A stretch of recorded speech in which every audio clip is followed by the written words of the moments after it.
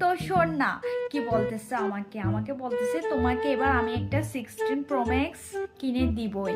তো আমি বলছি আমার তো এমনিতে একটা দামি ফোন আছে, আমি আবার 16 প্রো ম্যাক্স নিয়ে কি করব।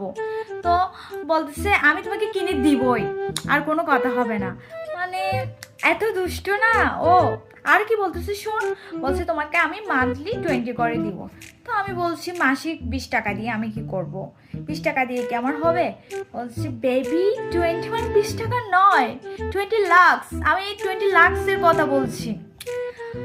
মানে ভাবতে পারছিস, একটা মানুষ আমাকে হাত খরচের জন্য 20 লাখ টাকা দিবে, আর সে মানুষটা আমার হাজবেন্ড। এরকম হাজবেন্ড আসলে সবার ভাগ্যে থাকে না, এগুলো কপাল করে আসতে হয়। চেষ্টা করে দেখ তুই পাস কিনা এরকম হাজবেন্ড।